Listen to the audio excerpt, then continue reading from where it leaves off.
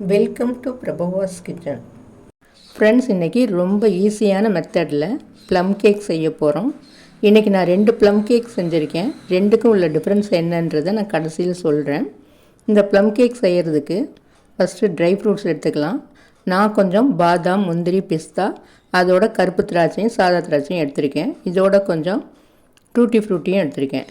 இப்போது இந்த நட்ஸ் எல்லாம் பொடி பொடியாக நம்ம கட் பண்ணி எடுத்துக்கலாம். அப்போ தான் கேக்கில் ஒவ்வொரு சின்ன பீஸ்லையும் நிறைய நட்ஸ் இருந்து ரொம்ப டேஸ்டியாக இருக்கும் சாப்பிட்றப்ப.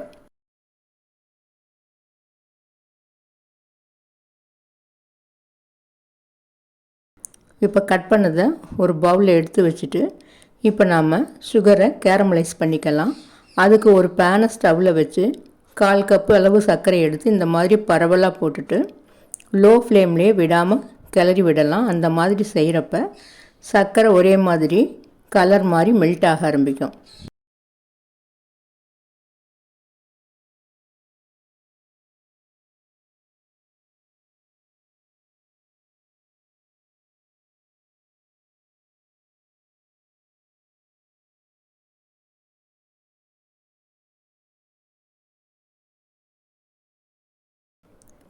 இப்போ கலர் நல்லா சேஞ்ச் ஆகி மெல்ட் ஆகிடுச்சு.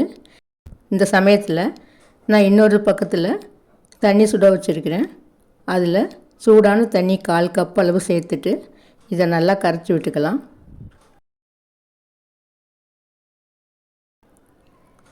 இப்போ எல்லாம் நல்லா கரைஞ்சிடுச்சு. இதில் கட் பண்ணி வச்சுருக்க நட்ஸை சேர்த்து ஒரு 4-5 நிமிஷத்துக்கு குக் பண்ணிக்கலாம்.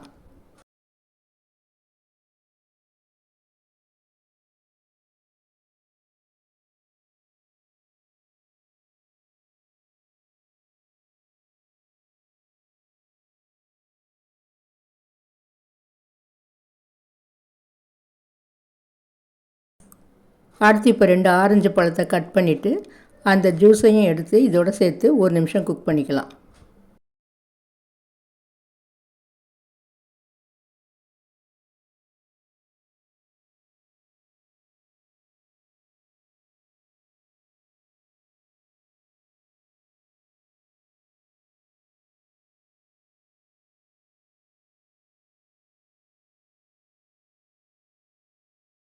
அடுத்து ஒரு சின்ன ஆரஞ்சு துண்டை இந்த மாதிரி துருவிட்டு சேர்த்துக்கலாம். இப்போ இதெல்லாம் நல்லா கிளறி விட்டுட்டு ஸ்டவ்வை ஆஃப் பண்ணிவிட்டு இதை ஆற விட்டுடலாம். அடுத்து இப்போ ஒரு மிக்ஸி ஜார் எடுத்து அதில் 3/4 கப் அளவு சர்க்கரை எடுத்துட்டு 2 துண்டு பட்டை, 4-5 கிராம்பு, 2 ஏலக்காய் இதை போட்டு நைஸாக அரைச்சி எடுத்துக்கலாம்.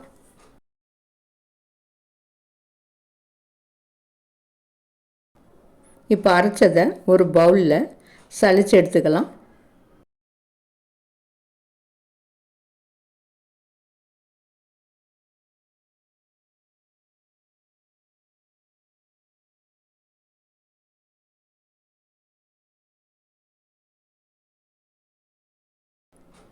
இப்போ இதோட 1/2 கப்பு மைதா மாவு எடுத்துட்டு 1 spoon baking powder, 1/4 teaspoon baking soda சேர்த்து சலிச்சு எடுத்துக்கலாம்.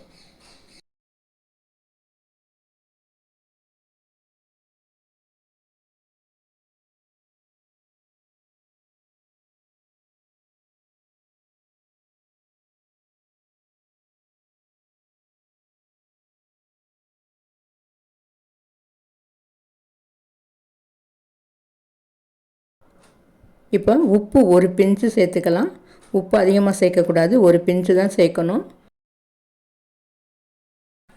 இப்போ இதை வச்சுட்டு இப்போ இந்த மிக்ஸி ஜாரில் 2 முட்டையை உடைச்சி சேர்த்துக்கலாம். இதோட 1/4 கப் அளவு ரீஃபைண்ட் ஆயிலை சேர்த்து 1 நிமிஷம் மிக்சியில் வச்சு அடித்து எடுத்துக்கலாம்.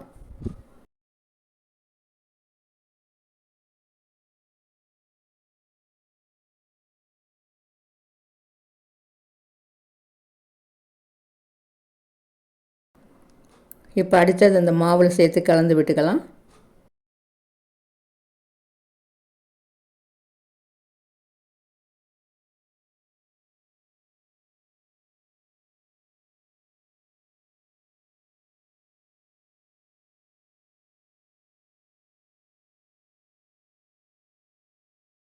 இப்போ இந்த நட்ஸையும் சேர்த்துட்டு டூட்டி ஃப்ரூட்டி ஒரு 1/4 கப் அளவு சேர்த்து எல்லாத்தையும் நல்லா கலந்து விட்டுக்கலாம்.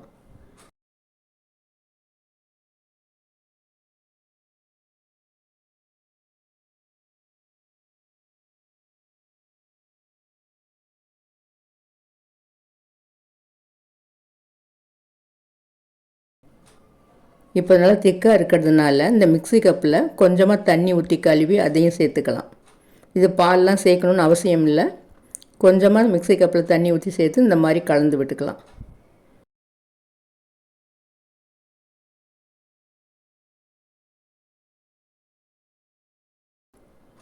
இப்போ கேக்குக்கு மாவு ரெடி ஆகிடுச்சு.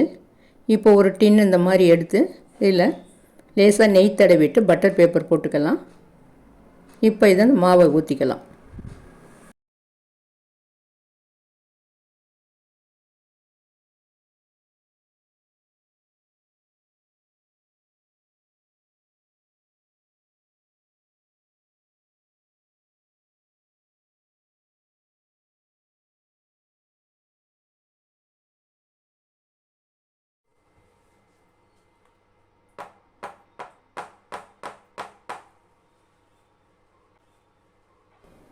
இப்போ ஏற்கனவே ஸ்டவ்வில் குக்கர் 5 நிமிஷமாக ஹீட் பண்ணி வச்சிட்ருக்கேன். அதில் ஒரு ஸ்டாண்ட் அந்த மாதிரி போட்டு இந்த டின்னை வச்சு இப்போ குக்கரை மூடி கேஸ் கட் இல்லாமல் தான் மூடணும். ஒரு 40லேருந்து 45 நிமிஷம் வரைக்கும் லோ ஃப்ளேம்லேயே இருக்கட்டும். இப்போ ஒரு 35 நிமிஷம் ஆயிடுச்சு. நம்ம ஓப்பன் பண்ணி பார்க்கலாம்.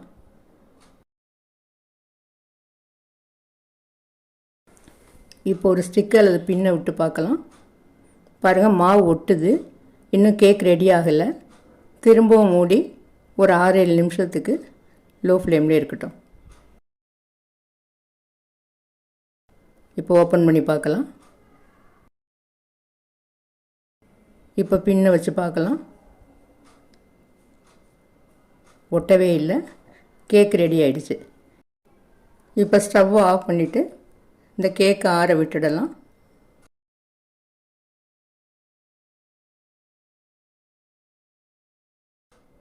இப்போ கேக் நல்லா ஆறிடுச்சு.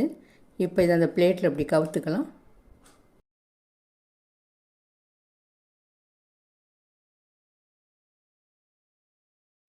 பட்டர் பேப்பர் எடுத்துடலாம். இப்போ பாருங்கள், சூப்பராக கேக் ரெடி ஆகிடுச்சு.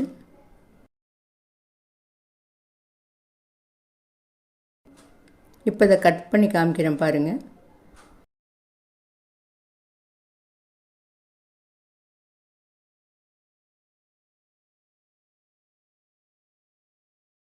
கேக்கு பாருங்கள், உள்ளுக்குள்ளே எவ்வளோ ஸ்பாஞ்சியாக இருக்குது. அடுத்து ட்ரை ஃப்ரூட்ஸ் நிறைய, பார்க்கவே நல்லா இருக்குது. இப்போ இதை சின்ன சின்ன பீஸாக கட் பண்ணி காமிக்கிறேன் பாருங்கள்.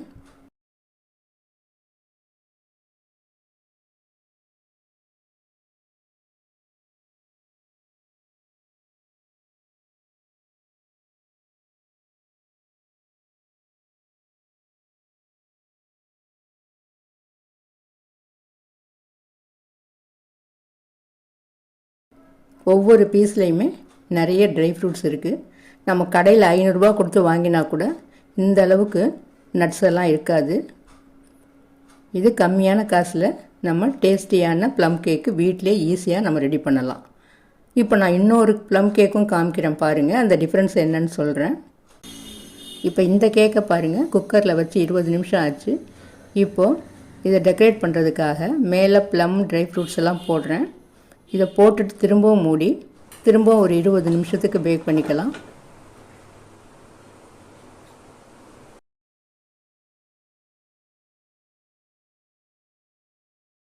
இப்போ கேக் ரெடி ஆகிடுச்சு.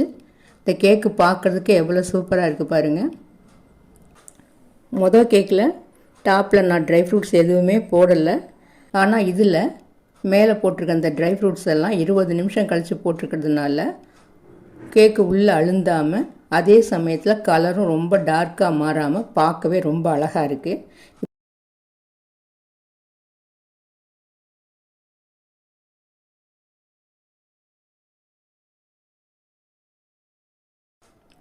இப்போ இதையும் கட் பண்ணி காமிக்கிறேன் பாருங்கள்.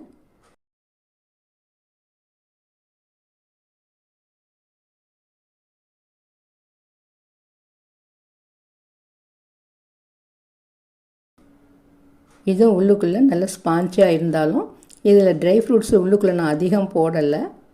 ஆனால் மொதல் கேக்கில் நிறைய போட்டிருக்கிறதுனால ஒவ்வொரு சின்ன துண்டுலேயும் நிறைய ட்ரை ஃப்ரூட்ஸ் இருந்துச்சு. இதில் கொஞ்சம் கம்மியாக இருக்குது. ஆனால் வெளியில் நிறைய ட்ரை ஃப்ரூட்ஸ் போட்டு பார்க்க அழகாக இருக்குது. நம்ம விருப்பத்துக்கு ஏற்ற மாதிரி இந்த ப்ளம் கேக்கு ரொம்ப ஈஸியாக வீட்டிலே ரெடி பண்ணிக்கலாம். கடையில் வாங்கணுன்னு அவசியம் இல்லை. இந்த டிஷ்ஷு பிடிச்சிருந்ததுன்னா லைக் பண்ணுங்கள், ஷேர் பண்ணுங்கள், மறக்காமல் சப்ஸ்கிரைப் பண்ணுங்கள். நன்றி.